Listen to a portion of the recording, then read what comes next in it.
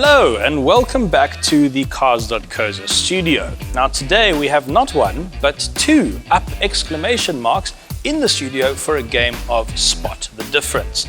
And that's because this is the original up, this one is the facelift.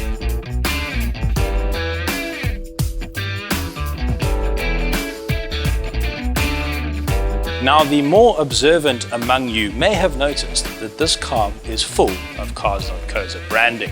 And that is because it belongs to one of my colleagues who spent his own money on a VW up. And that's because it got the thumbs up from everyone in the office.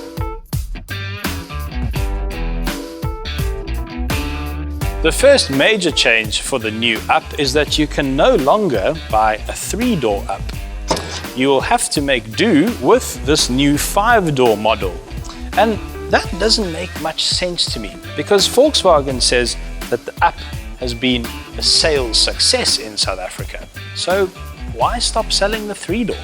And there are a number of cosmetic changes. The front headlamps now feature LED daytime running lights as well as a new design.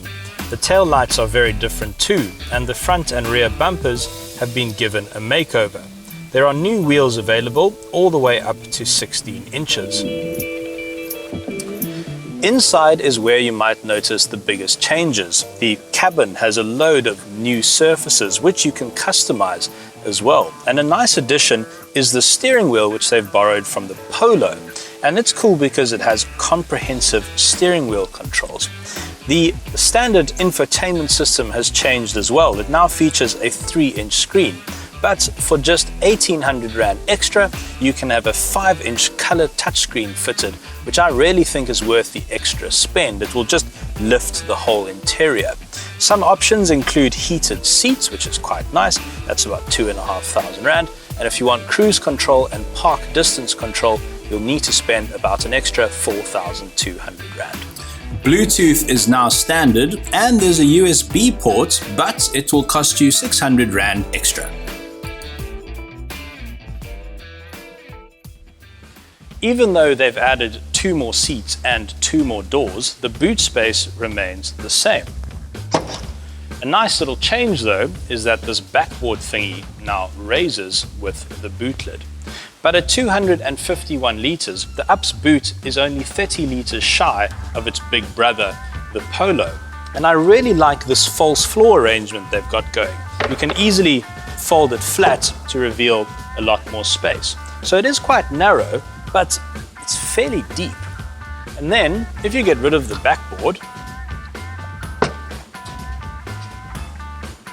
thank you, you'll see that the seats fold in a 60-40 split.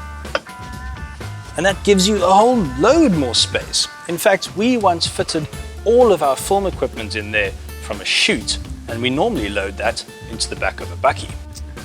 So, what are these back seats like? Well, it's a little bit of a squeeze getting in.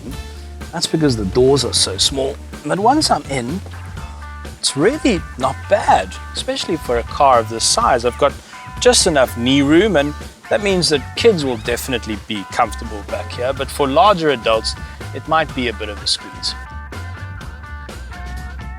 Under the bonnet, and nothing has changed. It still features the same 1-litre non-turbo petrol engine, which produces a tar-ripping 55 kilowatts and 95 Newton meters. Now, those aren't big numbers, but the car does feel quite nippy, and it is impressively smooth for a 3-cylinder engine.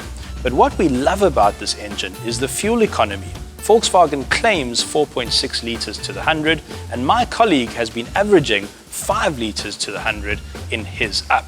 That is really cool.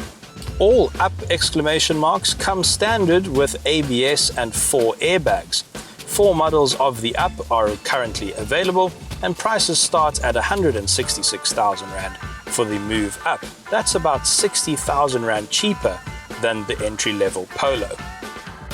At Cars.co.za, we really do like the little up exclamation mark. Its ride quality and build quality are impressive, as are its safety features. And there's really not much on the market that you can compare it to, because cars like the Renault Kwid are considerably down market and can't match the up for safety features. It remains a really solid choice if you're looking for a small city car with a big personality.